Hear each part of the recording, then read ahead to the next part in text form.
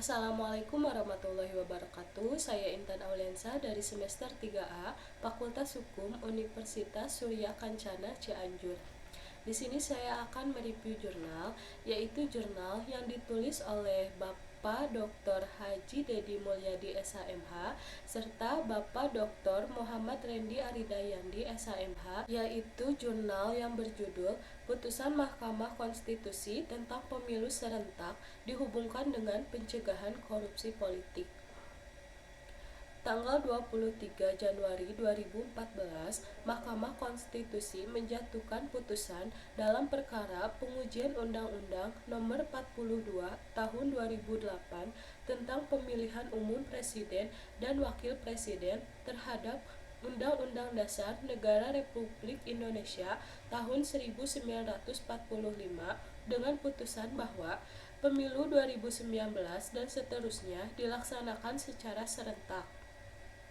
Namun, ada saja hambatan untuk memajukan Indonesia, yaitu korupsi politik.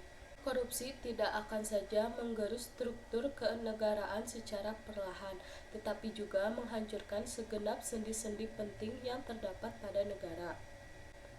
Dijelaskan bahwa melihat fenomena atau poros pembiayaan partai politik dikaitkan dengan komisi dari anggaran proyek kementerian dan lembaga yang umumnya dibahas atau diputuskan di banggar Dewan Perwakilan Rakyat atau daerah, sementara pejabat eksekutif menutupi biaya tinggi untuk transaksi memperoleh tiket atau perahu mengikuti pemilihan kepala daerah serta biaya pencitraan dan kampanye yang tinggi, dengan mengalokasikan proyek-proyek di daerahnya dengan nuansa praktik balas budi. Para penyelenggara negara dan birokrat serta masyarakat tertentu tidak takut untuk melakukan korupsi dikarenakan adanya beberapa faktor dominan yang mempengaruhi, antara lain: 1. Tidak adanya tindakan tegas dari pemimpin institusi sesuai peraturan perundang-undangan. Yang kedua, walaupun diproses, kecenderungan instansi selalu memberikan sanksi ringan. Dan yang ketiga, setelah dilaporkan ke penegak hukum untuk dilakukan proses peradilan, jaksa cenderung melakukan tuntutan minimal.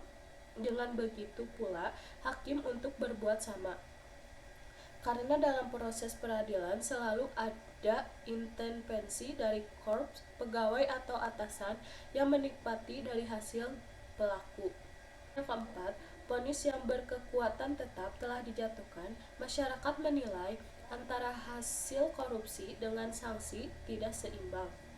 Upaya yang ditawarkan dalam mengatasi permasalahan korupsi politik diantaranya: yang pertama, ketentuannya parliamentary threshold atau PT harus dinaikkan menjadi antara 7% sampai 10%, sehingga partai politik yang tidak mencapai PT selain tidak berhak mempunyai wakil di DPR dan DPRD, juga eksistensi partai politik tersebut dengan undang-undang dinyatakan bubar demi hukum.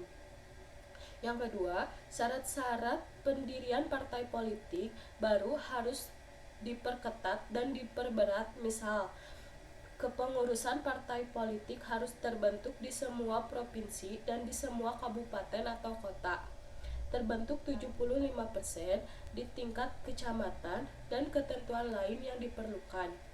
Dan yang ketiga, tidak boleh ada kompromi dan toleransi, karena begitu suatu kecurangan dibiarkan terjadi, maka hal ini akan menjadi pintu masuk bagi mengalirnya kecurangan-kecurangan yang lain.